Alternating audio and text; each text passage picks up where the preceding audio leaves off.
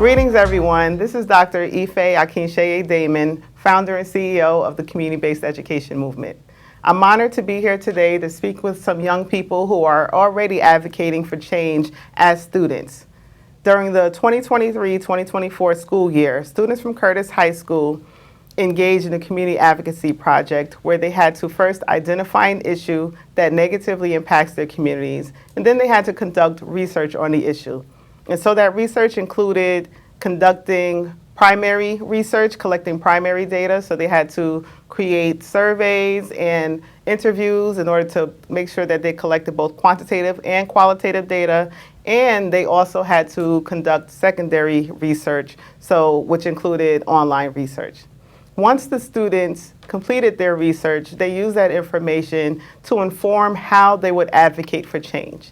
And so we're going to learn a little bit more about how students advocated for change. And also we're going to understand a little bit more about how they also made a call to action for the community to support them with their change.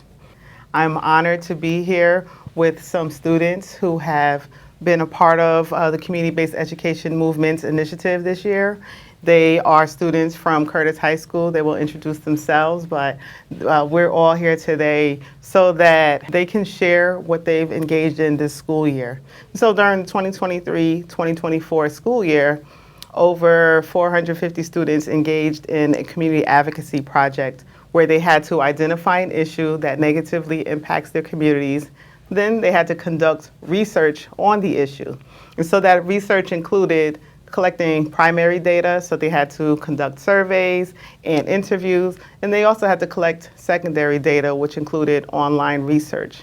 Once they completed the research, they used that knowledge to inform them on how to take action to move the needle towards change in their area of concern. And then the students, over 100 of those students engaged in a community advocacy project where they discussed their issues with the community, and then they also had a call to action for the community to further their causes. And so today I am pleased to be able to engage with these two young people, and we have some more coming up next who will talk about their projects. So who would like to begin? I'll begin. So I'm going to begin with you. Can you please introduce yourself, your name, and also the issue that you decided to research? My name is Jose Perez IV. I'm 17, and my group's project focused on educational inequality as it affects immigrant populations in New York City. Excellent, very good. And can you also introduce yourself? Thank you for having me. Thank you. My name is Helen Brady. I am 18 years old, senior, recent graduate of Curtis High School, and my project revolved around environmental injustice, specifically in New York City, but more focused on Staten Island. Excellent. I love how you both have issues that impact people globally, but you're very specific about who you wanted to look at those issues around. And so can you share why you decided to focus on this as your community issue? Yeah, of course. I decided to focus on environmental injustice just because I've been working in the environmental injustice field for about 4 years now with an organization called Triage, a youth organization in nearly every single high school in New York City right now, all 5 boroughs. So yeah, I decided to pick it because I noticed that on Staten Island there's a lack of student interest, and that was really what I focused on, was more so how does students connect to the climate crisis. But I noticed there's a lack of involvement from Staten Island high school students. So I wanted to investigate that and get into that. Excellent, thank you. And what about you, Jose? Why did you decide to research this issue? For me, in Staten Island especially, there's a large immigrant population, and especially in New York as well. And in our public schools, there's also a lot of immigrant students. And I've noticed as I've gone through the school system that there has been a bit of a separation between immigrant students and everyone else. And I wanted to investigate how they are impacted by that separation and what resources are available to them to advance their education. Excellent. All right. And so, Jose, what was something that you found in your research that either surprised you or inspired you? What was something that stood out? One thing that I found quite shocking is that there are tens of thousands of immigrant students in New York City specifically. And of those tens of thousands of students, only about 23% of those students graduate every year from public high schools. That's a very big disparity, especially compared to more traditional students. Yes. So that really stood out, and it's honestly unacceptable. I agree. I didn't know that statistic either. I appreciate you sharing that. And Helen, what about you? What's something that really stood out to you? Well, through a lot of my research, I asked about a number of things, but specifically I asked, I want to know exactly, where on Staten Island do people see this inequality? And it was focused mainly on the North Shore because most of the students were from Curtis or Port Richmond High School, so it was focused mainly on that. But what I found most interesting was that the 3 spots picked were both very close to Curtis. Specifically, there was one that was only 2 blocks away, and the reason why people noted that it was so much extra pollution there was because there's no garbage cans. So a big thing I found was a link between the lack of garbage cans and extra pollution or filth in those neighborhoods. So I thought that was interesting just because, New York City has been doing a lot to help with the trash and garbage disposal. But on Staten Island, there seems to be a lack of that.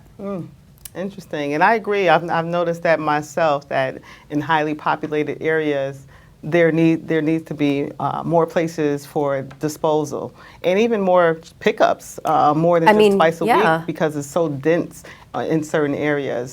So yeah, I appreciate that. So what, as part of the project, you had to take action. And so what action did you take? Yes, so we partnered with Triage, the organization I work for, and they ran the Green Healthy Schools campaign, or hashtag Mayor Adams Fix Our Schools. So I got a lot of students involved with that petition, which was to make videos and record what's going on in New York City public schools. So where exactly are the inequalities? Where exactly, what exactly is going on? And we got over 300 video submissions across the borough.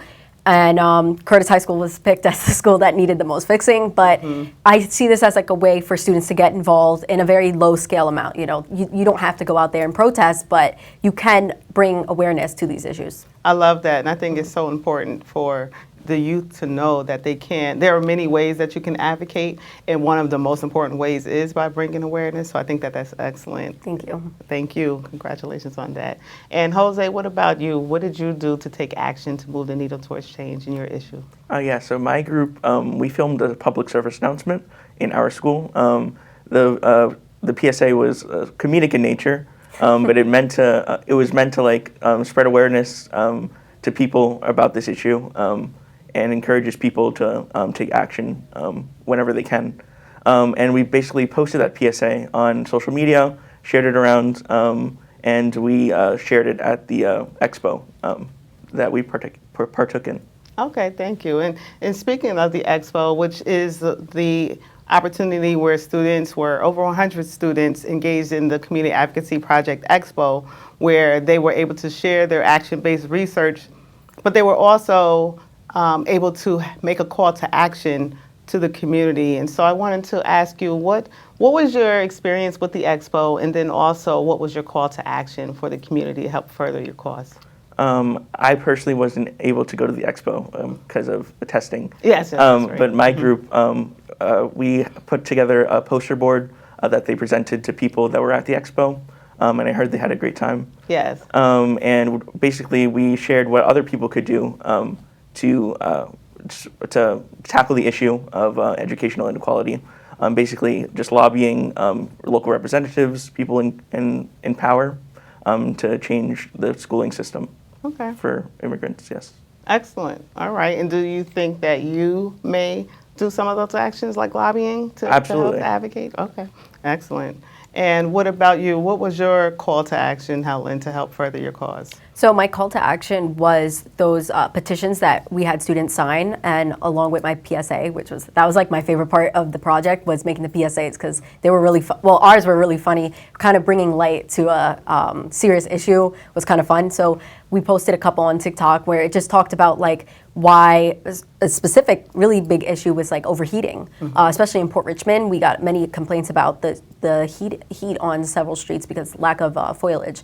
So my PSA was mainly focused around that, and it had people take their thermometer and see how hot it was outside, especially during the summer because we were doing it around June, May. So yes. Excellent. All right. And so I just want to ask one last question, your thoughts about just engaging in this project as a student in school. Do you think that this is something that students should engage in? Do you think that schools should just kind of stay traditional? Because this is definitely something that's a little bit outside the box, but I'm curious always to know how students felt about engaging in a community-based education project. Well, I think like the fact that we got to pick what we did was what really got people involved, and that's why I think it is a great thing, and it should be implemented more, not even just for like half the year like we had it, but for, you know, long term over the whole school year. But like I think it's a great opportunity even to just get outside of the school, because it kind of forced me to be like, all right, I got to go see those areas where people are saying there's a problem, or you know, it made me think, oh, where am I seeing this issue? Even like the expo itself, I didn't really know what everyone else in the class was doing, or the whole school, because there were so many kids there. I didn't know what every single class was doing, and I got to see like a bunch of different things, infant mortality rates, all different types of topics that I didn't know much about. So I really enjoyed it, and I think more schools should implement it. Thank you. And excellent. Well, let me ask you then, Jose, what were your thoughts about engaging in a project like this in your senior year of high school? It was a great project. I think it's crucial for students to do projects like these, especially for like an issue like educational inequality, the project that we did. It's because like the students that are impacted by these issues could be your fellow classmates. You're sitting with them in class every day. And it's important to understand the struggles that other people similar to you are going through. So I think for students to learn about these issues would just benefit society as a whole. Yeah. All right, thank you. And so it's as you can see, these are amazing young people. They just graduated from high school just days ago, and it inspires me to see what they will continue to do in the world. And I really hope that this project is something that will stick with you for a lifetime and help you to remember that you can always advocate for change, that when there are issues, and there will be issues because that's just part of life, that you can always do something that will help to make a change. And so I think the great part was that nobody came out of it being like, oh, I'm so depressed about this, because we all got an opportunity to like go and try to find some solution to it or how to bring awareness to it. So we thank you for bringing this to Curtis High School. We really appreciate it. Thank you. That brings me joy, because it is about being solution-oriented and having a solution-oriented mindset. And so I just encourage you to just continue to go forth and be great. Oh, one last question. So do you think that you will continue to engage in these projects and continue to advance change? 100%. If I got the opportunity to like come back to high school, or even, I feel like this would be great in middle schools too. Like go back to younger students and teach them about how I did this project. I'd love it. But I still want to stay, environmental injustice is still something that bothers me a lot. And it's still something that's bringing big discussions, especially in New York City, because we're like the landmark for the rest of the world right, when it comes to environmental injustice laws and policy. So something I'm definitely going to stay involved with. Excellent. I would definitely agree, because like educational inequality is pervasive, even like in higher education, like colleges and universities and places of that nature. So being able to engage in a project like this going forward would be more than pleasurable. Yeah. And I heard you say, Helen, that you would love to engage with other students who are doing this. So can I count on you to come back and give back? Absolutely. And I know that you're Absolutely. going away, but you know, when you come in December, there's a little bit of time. All right, good. So excellent. I look forward to you continuing to be a part of this movement and further the empowerment. Thank you. Thank you. And we'll be back in just a moment with another set of students. Community Advocacy Project is a project where students identify an issue that negatively impacts one of their communities. And I like to say one of their communities because oftentimes we think about community as just a neighborhood. But it can be the school community, it can be one of their clubs. Of course, it can be the neighborhood or New York City at large, but it can also be the global community.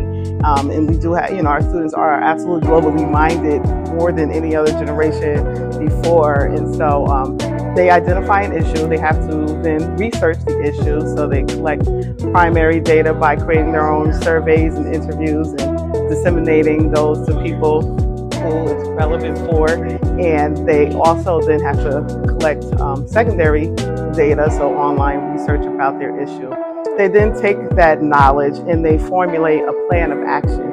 So for me, this is the real magic. It's because students are taking action in their community around this change. And so what that can look like is providing knowledge to the community about the issue. So if they find that one of the major barriers or root causes is a lack of knowledge, there are students who are creating PSAs about the issue and letting people know like what the issue is, but also how you can take action to move towards change. And so some students are directly engaging with organizations that are already focused on the issue. So like tobacco is the issue that they're focused on. They may be joining organizations that focus on helping to reduce tobacco use. And so there's a wide variety. It is student-centered. The decision of what issue they want to focus on is student-centered. They get to choose, they get to decide what action they want to take. I provide the parameters of the project itself, but then it's really up to them. And that's the part that I also love, because there's not enough opportunities for students to do something that matters to them.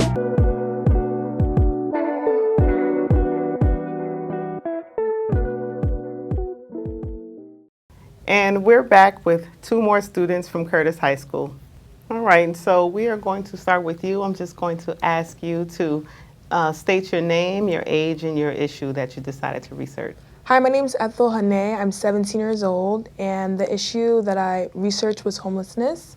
I picked this issue because it's something that I saw over time happening with no change, and my father also went through homelessness at a period in his life. Okay, so it was something that was close to home for you. Yes. All right, thank you, Ethel. And can you introduce yourself, your age, and also your issue? Hi, my name is Michael. I'm 16. My issue was, well, technically it was two issues. It was Black maternal and the infant health crisis. Black, which is, what is it? It's disparities in deaths and trauma resulting from childbirth for Black women. I focused on a root cause, which was medical invalidation. Medical invalidation was dismissing and like invalidating someone's feelings, basically. And I chose that because I feel like it's something, I felt like it was just like a major cause of like the overall issue. Okay, thank you. And can you share in your research, what was something that either shocked you or that you found very interesting or inspiring? Something that shocked me were some tapings that my group and I came across. It was two tapings. So in one of the tapings, it was like a conference type of between like a Black patient and their doctor. Mm-hmm. And in those like tapings, the doctors they dominated the conversation, and they didn't give their Black patients the opportunity to like relay their concerns. But in the tapings with white patients, the doctors were they were more reserved, and they allowed like their patients to voice their opinions, which they didn't do for the Black patients, and that was very shocking. Yeah, and that definitely is something that unfortunately is prevalent. But I'm happy that you decided to dig into this, and we'll talk a little bit more about that. But I wanted to first ask you, Ethel, what was something that you came across in your research that was surprising or interesting for you? Yeah, something that was shocking for me was the amount of families that were homeless. It's kind of more of a stereotype that it's people who are with mental health or this and that, which is true. Majority of homeless people are homeless because of mental health issues, but there's also other reasons why people can be homeless. And it's almost sad and scary at the same time that people are still in this small-minded way of thinking when it comes to homelessness. Mm-hmm. And so how did this project inspire you and have impact you?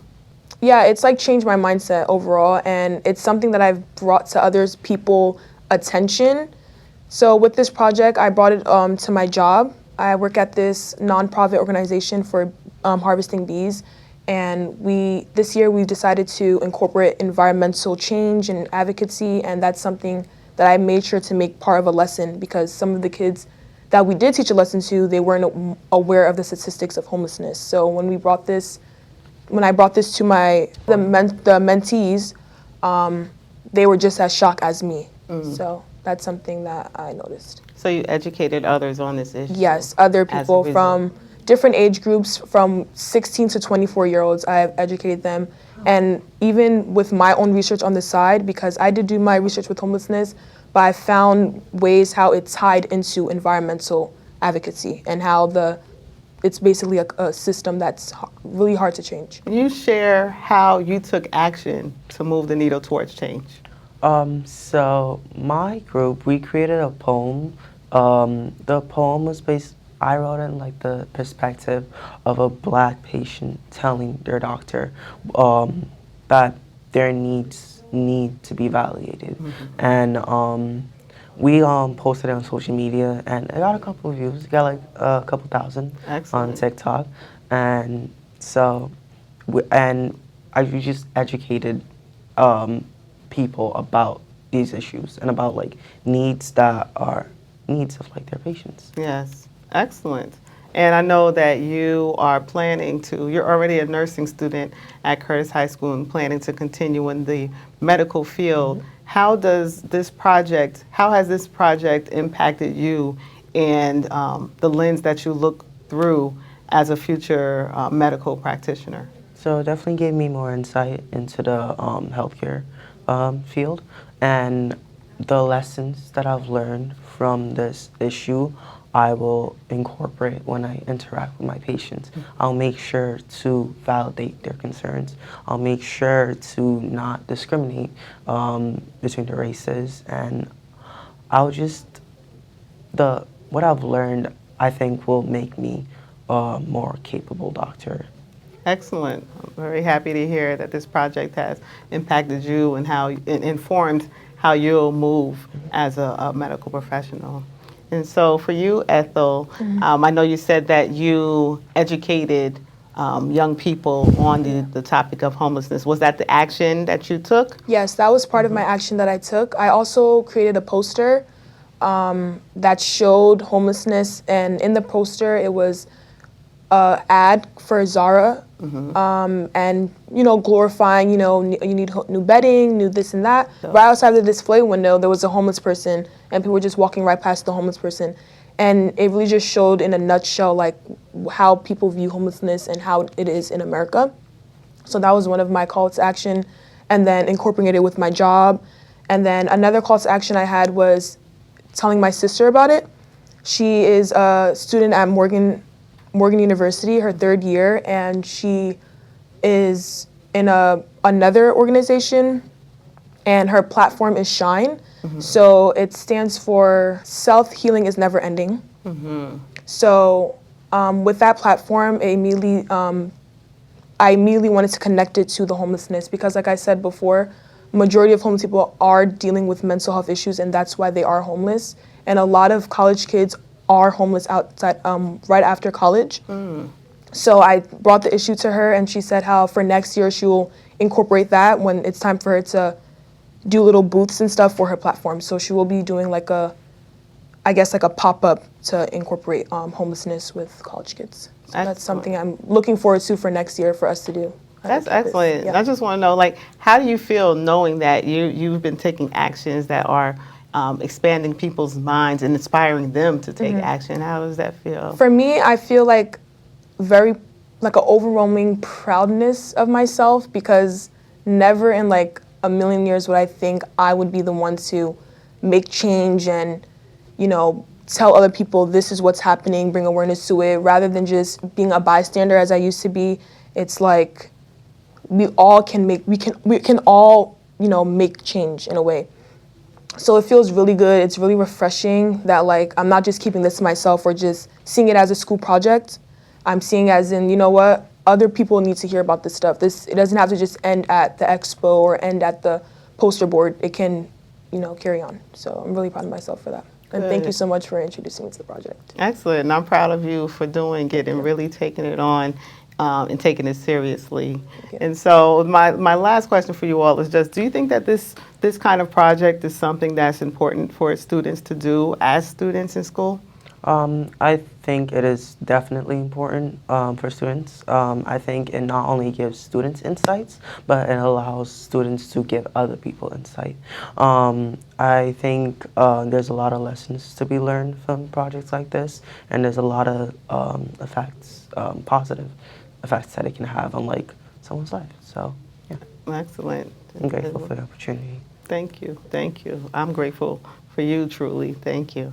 And do you think that this is important work that should be a part of Yes, schools? I think it's very important because after the project happened with the expo and as I was walking Curtis High School and saw all the poster boards hanging up, and I was walking through the halls and I can see students, like, I almost couldn't get where I was going because everyone was stopping to look at the poster boards, and it just brought like a breath of fresh air to me that, yeah, we did this in the classroom and at the expo. So a lot of people weren't able to make it to the expo, but just having it in the hallways as it was, rather than people being distracted from other things that high school kids are distracted from, this is what they were, putting their attention on, it was so refreshing to see. I love that, and I didn't even know about that, so that Yeah. just brings me joy. And so I just thank you both for being here and being a part of the Community Advocacy Project. You are part of the inaugural year. This is the first year of it, but it'll be something that will continue on for a lifetime. And you all can always say, when you see it 10 years from now on TV, you can say, I was a part of that first group Yeah. of students who do that with the community-based education movement. And so I just thank you both for being a part of it. Thank you for being here to Thank talk you. about it. Thank you for having And me. I look forward to us collaborating more. This is not the end. This Yeah, is just no. the beginning. Thank you. Thank you. Thank you. Thank you. Thank you all for participating in this project. I just want to say thank you to the Curtis High School students who came in today to engage in this conversation around this important work. There are issues that we face on a daily basis locally here in Staten Island, but also abroad in the world. And students are an untapped resource that we need to utilize. They have fresh ideas. They think outside the box in ways that those of us who have been around for a while may not think about. And it's been an honor to have these students engage in this project and to do something that matters to them, and to also walk away and want to continue to make change. So it lives beyond the classroom. And so if you are interested in learning more about the community-based education movement, please visit cbemovement.com. Again, this is Dr. Ife Damon, founder and CEO of the Community-Based Education Movement.